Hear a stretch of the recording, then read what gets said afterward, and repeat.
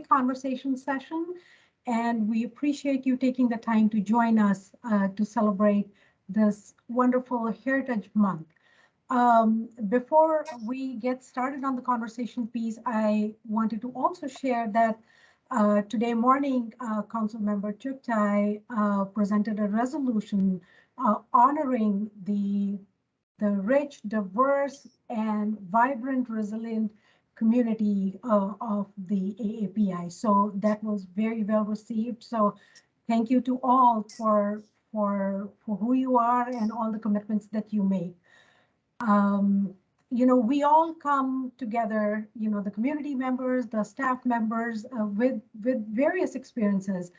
Some of us came here to the United States as refugees, some came here for economic opportunities, people came here for safety, some are small business owners, some people work in IT, people have commitments in the nonprofits, they work across in the enterprise, and we all have our different journeys and different lived experiences, and that shapes us who we are and how the world around is.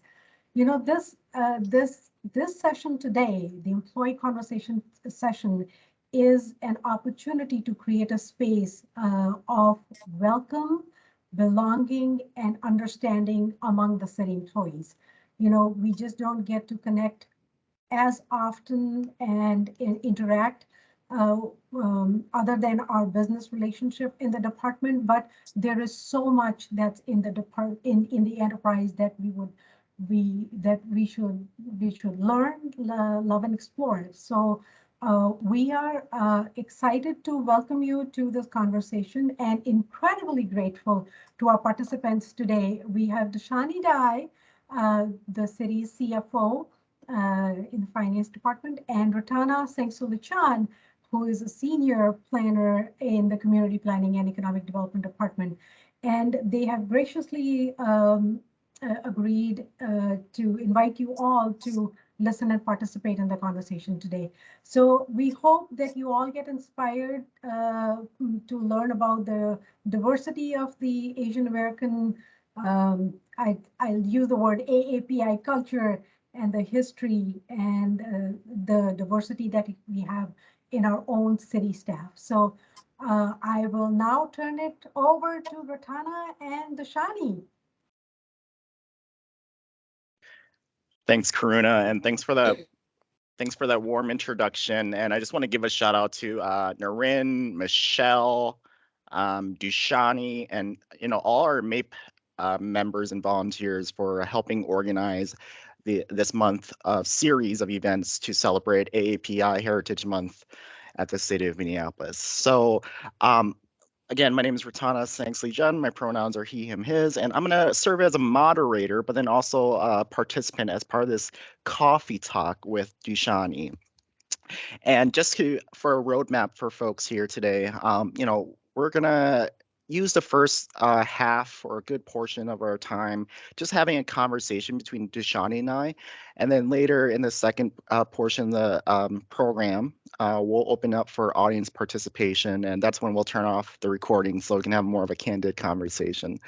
So again, first I want to welcome Dushani here today to joining us. So thanks for being here today. Happy to be here. Yeah. So I apologize, Dushani. And just an FYI to folks, I have my incoming video turned off, so I can't see anyone's video because my connection's a little spotty. So, I think as we set the context here, I think we want to use this opportunity to really share our experiences, Dushani, with others, and show that we as Asian Americans in working at the City of Minneapolis, we're here, we're represented, and we hope that as part of today's conversation, others can take away from our experience and see some intersectionality so that we can come together and build community. So we're just going to dive right in, Dushani, and we're going to maybe just start a little bit about, who you are, so maybe start off and then a little bit about your family. So let's talk, can you share a little bit about where are you and your family from, and talk a little bit about your journey to the United States? Sure, I would be happy to. I was born in Sri Lanka. Yep, there it is. There's the map. It's a little island off of the coast of India. So I grew up in a tropical country, just beautiful beaches, sandy beaches, coconut trees, everything that's beautiful about a tropical country I had growing up. Um, but at the age of 13, we moved to Minnesota. So I've actually been here in Minnesota longer than I have been in Sri Lanka. My story actually starts out with the story of my mother. She actually moved to Minnesota, in 1980, all by herself, to pursue her career, actually, as a Montessori teacher. Um, after living here for 3 years, there's a picture of my mother. It's a recent picture from January when we visited Sri Lanka. And the picture next to that is me with my cousin in Sri Lanka growing up. When she came to Minnesota, she just realized, there's so much more opportunity, and she could envision her family growing up here, or the children growing up here. And 3 years later, we decided to join her. But you had to realize that I grew up in Sri Lanka without my mother for 3 years, at a very young age with my two brothers. So once we moved to Minnesota in 1984, we became a family unit again, and it's been fantastic growing up here. Mhm. Yeah, it sounds like your mom really uh, worked a lot along with your dad, to like, chase after dreams and opportunities, and also like it seems like for quite a bit, your dad was just raising you and your sister alone for a bit, right? Yeah, I would say alone, but yet we had our extended family, right? Like, Hmm. that's part of our Asian culture where we're constantly surrounded by the village or the family that we call it's our inner circle. So, Hmm. they all pitched in to help my father raise the three kids while my mom was away. Hmm. And as kids growing up, we didn't really feel, I mean, of course, we missed our mom. We made the annual phone calls and wrote letters. Um, but we also had a very loving community that kind of raised us. So uh, Hmm. it was a pleasant time. Yeah. Um, yeah, thank you for sharing that. And I know that we're gonna kind of just go back and forth here, but for folks that are on the call, I also want to share about like, you know, the story of like my parents, journey to the US. Because I think that's where everything started for me was my parents were born and raised in Laos. And I think I want to just share a little bit about my dad. He there wasn't a lot of he grew up in like a modest village, modest household, and there weren't really a lot of economic opportunities. So I think what he did was really he joined the Royal Lao Army at the time, and that afforded him some educational opportunities to come to the United States to learn English, to get training with like the U.S. military and so forth, and then also work as a interpreter and translator as like the war was starting up in the Vietnam War and the Secret War. And just after all that, you know, because of his role supporting the U.S. in the Vietnam War, after he left the camp, my parents eventually met, and then they fled to the United States after a stint in a refugee camp in Thailand.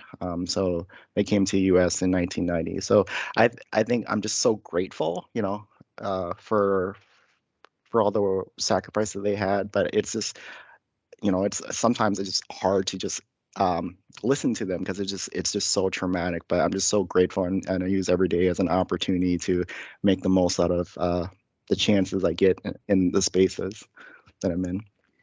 The picture with your parents, it's such a proud picture, right? Like, uh, I love that. Yeah, I mean that was kind of their expectation, or I'm gonna say like the American dream, right? Is like hey, go get a higher education degree, graduate degree or a bachelor's degree, and find a good paying job. So it was definitely a milestone. I felt the love from my parents and the support over the years too.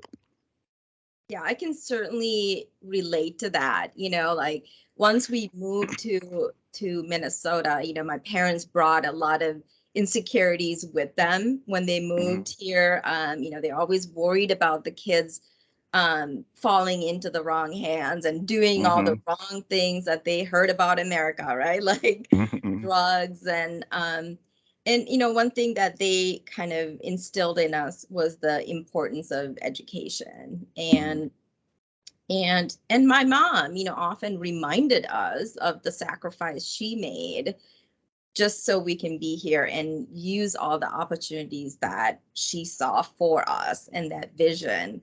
So it was never like question, the brothers and I never questioned the value of education. So that's something that we were very driven in.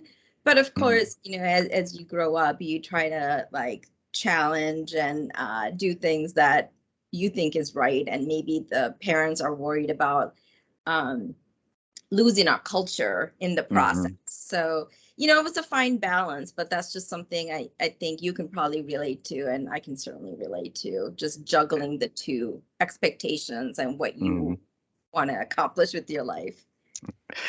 Yeah, exactly. So let's dive into that a little bit more as we talk about like our culture, identity, and roots. So, Dushani, can you share a little bit about your upbringing in Sri Lanka? Maybe share a couple stories or things that were important to you or are maybe resonate with you from home. And then after that, as you transitioned and you came to the United States when you were 13, how did you find a sense of home or community in Minnesota? Yeah, the question of home is an interesting one for me because, when I left Sri Lanka, I was 13. So home meant having family around me and that loving environment, those that look like me and that could relate to me and speak my language, right? So I think there's a picture of what the Sinhala language looks like in print. If Naren can pull that out. So when I moved to America, I didn't speak English. So just having to just kind of learn English through the Minnesotans that were so generous in teaching us kids. I really appreciated that. So they became part of our community, but mostly it was the Montessori community, the Sri Lankan Montessori community that kind of embraced us and created that home that we were longing for here in Minnesota. So, our gatherings included food. There's a picture of food there and there's beer. Of course, we didn't drink beer when we were teenagers, but the adults sure did. And then there's a picture of tea. Tea is just part of the Sri Lankan culture. There's a lot of tea estates in Sri Lanka. And if you ever see tea labels, Ceylon tea, that's where it comes from. So the sense of community really came from the Sri Lankan community in Minnesota, and that became our home. So I'm sure you have a Laotian community that you interact with, and Yeah, for sure. And I wanna hold up and ask about the food first. I mean, like, do you have like a favorite Sri Lankan dish or something that just reminds you of home?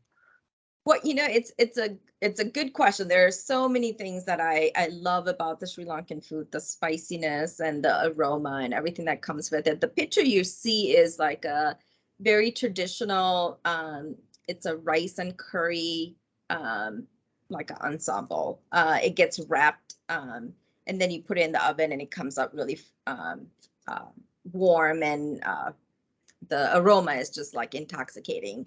Of course, we don't serve it like that here because those leaves are hard to come by.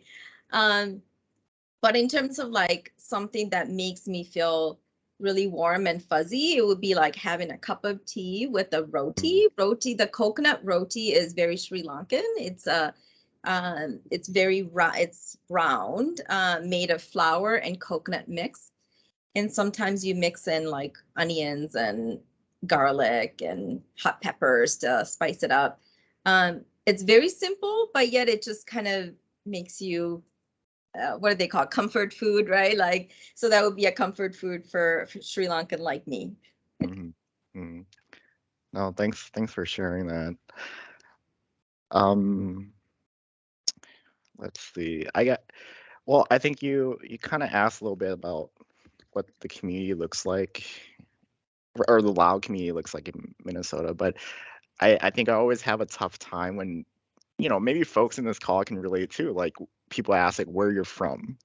And I usually just say I'm from North Minneapolis and just kind of cut it there, But when people talk about, oh, where's my family from? That's when, oh, I'll dive in a little bit deeper. And then Naren can share a couple photos. But I'm born and raised in Minneapolis. Never lived in another city before, even like a suburb of Minneapolis. But I've had the opportunity to go back and visit Laos on 4 different occasions, with the most recent time back in 2018. Because my mom's side of the family, all my aunties and uncles, my cousins, all still live in Laos. So it's always a homecoming for myself and my mom to just like reconnect and see, family there. So, I mean, things that really come to mind when I visit Laos is just like the sense of community. I think, Dushani, we had a conversation, a couple of days ago, where I think within a lot of Asian cultures, we just call each other, um, brothers or sisters, aunties or uncles, right? Just in the community. And it's just like, oh, you just have this like natural bond and connection with folks. And that's what I felt every time I went to Laos. Everyone was so warm and welcome. I mean, you can see a couple photos here. Like, that's my auntie right there up at the top right, and she's making like a sweet coconut rice like dessert. And it was probably like my second day in the country, and she was just like, I'm gonna cook all your favorites, like, and it just felt great, and just to be surrounded by family and community. And as we look at some of these photos, I mean, there's the food, a lot of different spices and herbs, fermented fish and fish sauce is pretty apparent, and Lao cooking. Um, so you can see like a minced fish salad on the far left. And then I think one of my favorite meals in the middle here is a bowl of it's a noodle soup called kalpiak, which just translates into like wet rice, and with some like fried dough there, which goes really well. And then of course there's like a national brand of beer, so Beer Lao, and you can find that locally at like a Total Wine or something. So, I've but actually had it. It's good. you had it before? I have. Yeah. Yeah. So, but as you talk about like even a sense of home and community in Minnesota with Lao community, I think like religion really plays a big part in the Lao culture. Buddhism is like widely practiced and observed in Laos. So it's kind of weaved into everyday life. Like, there's like a temple, like probably like every couple blocks in every village, rites of passage, different events, New Year celebrations. I think it's just woven into Lao culture. And I think when we moved to Minnesota, we didn't really have that. Or excuse me, when my parents moved to Minnesota and growing up in Minneapolis, I didn't really have that access to like temples, right? So we didn't really, we had to probably drive like an hour and a half out of the city to get to like a Lao Buddhist temple. And so it really felt inaccessible. And at times I'm just like, oh, am I really in community? Am I practicing being Lao? So I think the food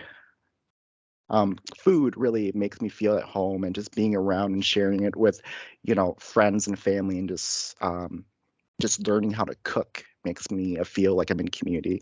And you can see in some of these photos right here, like, I was like searching for community at my at a Laos student group association at the University of Minnesota who are also in the same boat as me, who are like trying to figure out their identity, Lao culture and identity, and practice it. And on the top right is like an example of like, you know, practicing and observing our culture, but then it's also like religion, which is ever present in everyday life. Yeah, you know, when you talk about the temple and you know, religion and culture, that's interesting for me because, you know, Sri Lankans are mostly Buddhist. I would say about 80% are Buddhist. I'm Catholic, however, but, you know, growing up, I never really made that distinction between a Buddhist and a Catholic or Hindu or Muslim for that matter, because the Sri Lankan culture just kind of transcends over the religion aspect of it. So when we came to America, you know, the population of Sri Lankans, I would say about 10,000 at the time in the 80s. So there was no temple, you know, so our gatherings were all in people's homes, and we didn't really think about, are you a Buddhist or are you a Catholic? You know, we just wanted to be together. But, you know, times have passed and there's a larger population now, I would say about 25,000 now. There is actually a temple in North Minneapolis. That's a Sri Lankan Buddhist temple. So we go to the temple regardless of what our religion is, because most of the festivities and just some of the gatherings have now evolved into events at the temple, which is really amazing to see. Mm-hmm. Yeah, I think this is why I love being a planner too, like a city planner. It's like spaces, you know, to celebrate and gather, it's just so important, you know, and it's great that you can, you know, easily point to where your community gathers, especially as it looks like, you know, whether it's a temple or a community space or a restaurant. So that's really awesome. Well, you know, I'm going to transition to like maybe another question here. Can you share a little bit, Dushani, about like what was transitioning to life in the United States like? Is there like things that you remember as part of that transition that still guides you today? Maybe talk a little bit about like maybe your cultural identity or any of your background or influence that really helped you with this transition. Yeah, well, first I'll say that, you know, when we first moved to Minnesota, we had not seen snow at all. So that was kind of a big deal, waiting for that first snowfall. We moved in May of 1984, and it seemed like it took forever to have that first snowfall. When it did, you know, we thought it was just fantastic. You know, it's everything that we had seen in pictures that we got to see in real life. And, you know, because we were teenagers, we were just ready to explore what all that meant, you know, just trying out winter sports. And, you know, you have these kids that grew up in Sri Lanka with flip-flops are now like geared up for the winter, right? So that was the part of the transition. And of course, learning English, that was, you know, part of that journey. But I think all through that whole transition from moving from Sri Lanka to here, one thing we didn't let go was that culture that we brought with us, and my parents reminded us of our heritage on a regular basis. I still speak Sinhala with my parents, and most teenagers forget their native language over time, but and I made sure that I've done the same with my biracial children, multiracial children, just keep that language and culture alive in our daily life. And then I'll just also mention, like, I bring that culture to me into the workplace as well. You know, if it comes up in a conversation, I'll definitely say where I'm from. Otherwise, if you come into my office, you may see little glimpses of my culture, Sri Lanka, with tapestries and, you know, different artifacts that I've displayed in my office because I am proud of who I am. So that's just something I could, you know, share with you all, to be just proud of your heritage and just bring your authentic self to the workplace every day. So I do have a follow-up question for you now. I mean, I think you shared with me, you know, you have a daughter that's in college, right? And you have a son that's in high school. And I think I shared a little bit about like, hey, being born and raised in Minnesota and kind of trying to figure out my cultural identity and my Lao cultural identity. What are some things that you tell your kids about, you know, cultural identity?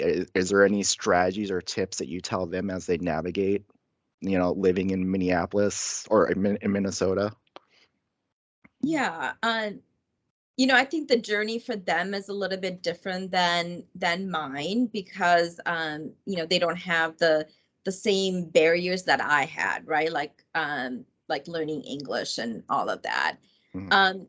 One thing I tell them is, you know, what I just shared a little bit earlier is to be who you are and be proud of who you are, and not try to hide that side of you just because you think it will help you excel in any way. Because Mhm.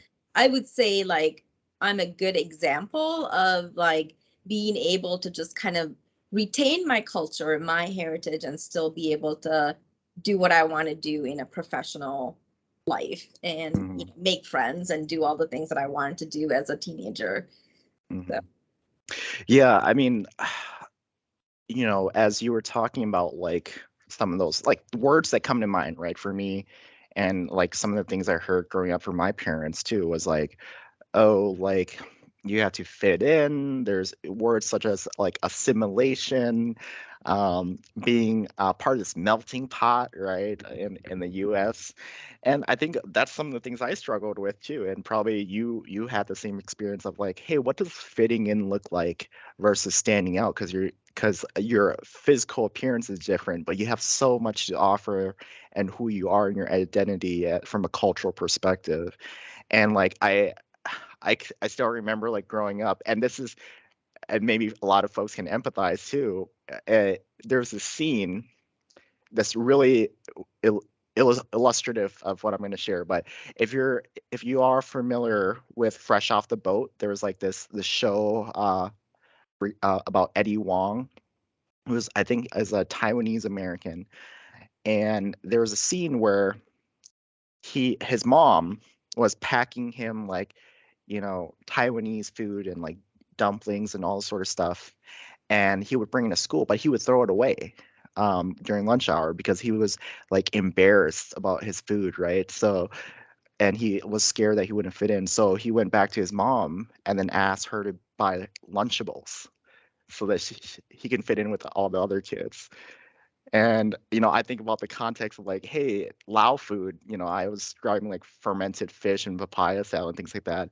You know, I was pretty hesitant too to bring any Lao cooking to school because I was afraid that I wouldn't fit in. But I think I learned at a very young age that a lot of American foods, including dairy, does not agree with the Asian body and myself. So, did you ever experience any of that growing up yeah. too?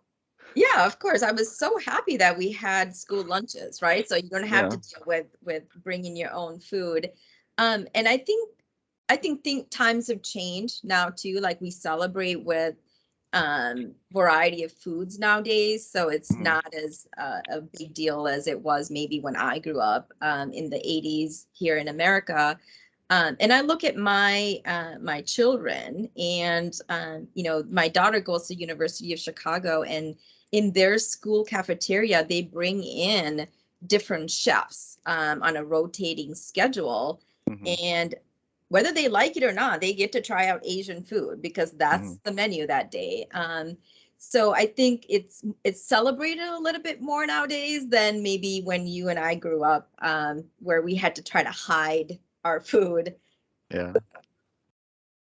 Yeah, I think that's like now I'm hearing more and more, hey, Rattana, like you got to bring some Lao food over. Like you got to share some of your mom's home cooking. And I'm like, really? Yeah. So let's transition a little bit about I think as part of like the Asian American identity, I think for me personally, and I think others can empathize too, is like the kids tend to carry a lot of burdens and expectations, right?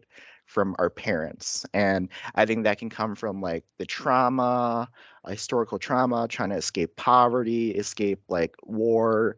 Um, and but maybe I want to hear a little bit of like, you said you came from Sri Lanka to US when you were 13, Dushani. Were there any like expectations from your parents for you, or did you have like conflicting expectations that you wanted for yourself as you navigate your life? And then kind of having another question, like now that you have kids and they were born and raised in the US, like what are your expectations of them?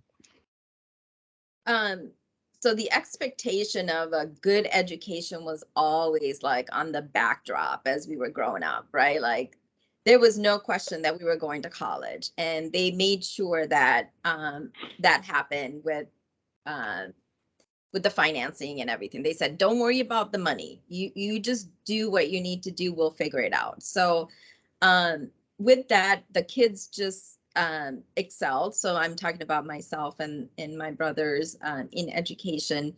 But my parents never said what we should be. So they just basically said, you need to get an education. We'll support you with anything you need. But you figure out your own path and your happiness, which I really appreciated, because I know a lot of Asian parents have, the typical jobs that they would like their kids to have, like doctor, lawyer, engineer, something in that realm. But I never had that, which I found to be such a relief. Mm-hmm. But as time went on, I think my mom had hoped that I would carry on her legacy of running the Montessori business that she eventually started to, you know, I don't know, when she wanted to kind of slow things down, that I would take over. And that was just now where my passion was. So, but there was no push in me taking over, but I appreciated that space to like talk it out and just kind of, follow my own passions and do what I want. And that's something that I've kind of passed on to my children as well, just having that expectation of getting a good education, but you have to actually do what you want to do in your career and be happy, because that's going to be with you for the rest of your life. Mm-hmm. Did you I want to be a CPED planner? I don't think they even could have dreamed that such a position would exist in the world, right? Um, I don't. I think my parents were really just pushing to like make sure I get a good job, like a good paying job with like a living wage to afford like a home and food. So yeah, so instead of like so they really push for a professional job and career. Like so I was like trying to become like a electrical engineer or civil engineering, and that was just really my exposure, like to pursue like a professional job or career. Um, but then after like a couple years doing that and working with engineers, I kind of wanted a little bit something different. I really cared about community. I cared about um, serving others, bringing people together. I still care about the same issues about housing and transportation and equity. So that's when I just kind of like pivot into like a new degree in urban studies. So a lot of the expectations from my parents were, I think, rooted in that trauma that I talked about. My dad didn't really have a lot of economic opportunities in Laos. My mom was like the sole income owner for her household, so she really sacrificed a lot, doing like a lot of manufacturing jobs and a lot of heavy labor. So I can remember vividly growing up, my mom would ask me like what your dreams are, and I like all I can come up with is like I want to be a firefighter or um work in an office and like have a briefcase I can bring in every day, wear a tie, and have my own phone and a cubicle. And I think I have like 2 out of 3, not the briefcase, but now, like, now that I met those expectations, now I'm like, hey, let me pursue some other dreams, and I think one of that is like building community, because my dad was really loved doing that, as he like built a community here with like the Laos Assistance Center, working and giving back and volunteering, and I kind of just followed a similar pathway. So I think for me now, I'm just like, hey, let me chase after my dreams and let me help other people out, knowing that I feel like I've already met all my dreams and expectations already, and my I parents. love that. Yeah. So no kids yet, but I have 2 doggos, and I'm not pushing them that hard to do anything besides being cute. So I want to. I should stop the joking, Dushani. So maybe let's kind of come back full circle here. Hey, we're celebrating AAPI Heritage Month. MAPE is putting together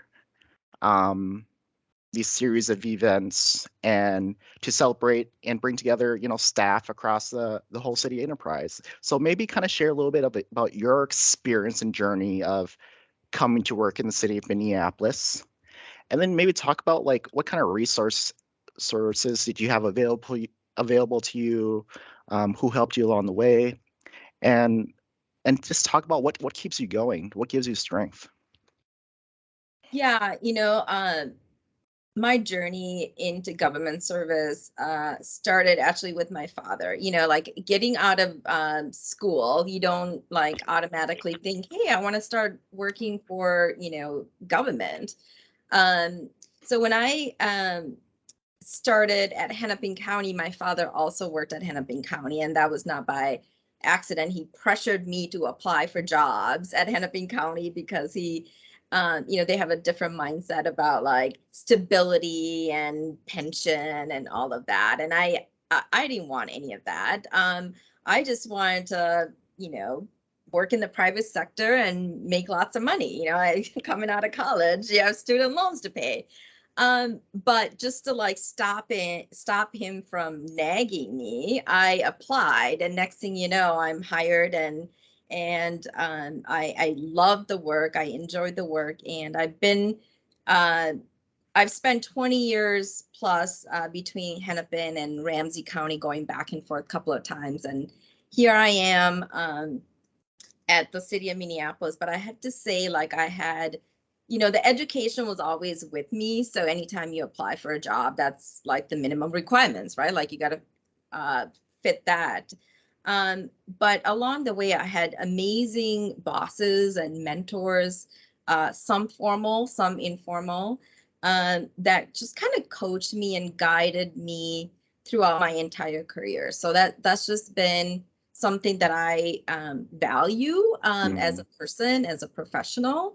And, I've done the same. As I got to a certain level, I thought, I have this amazing opportunity to kind of help others that just kind of give back and be able to do the same for others. So, I've started pathway programs specifically into finance in government service at Hennepin County, Ramsey County, and now we're starting it up again here in the city of Minneapolis as well.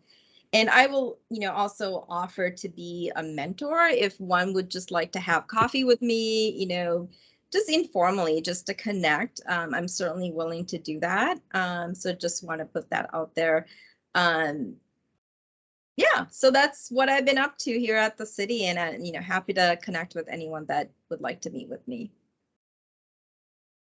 Yeah, thanks for sharing that journey and also extending that invitation to others. I think that's really important as we build community. Just make sure that we create space for one another to understand and support one another.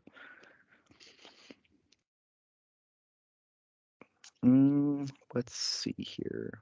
Well, I think I want to kind of maybe kind of close up the loop here as well. As we're kind of getting to the end of our time here together, and we talk about community, we talk about mentors, we talk about identity, showing up authentically.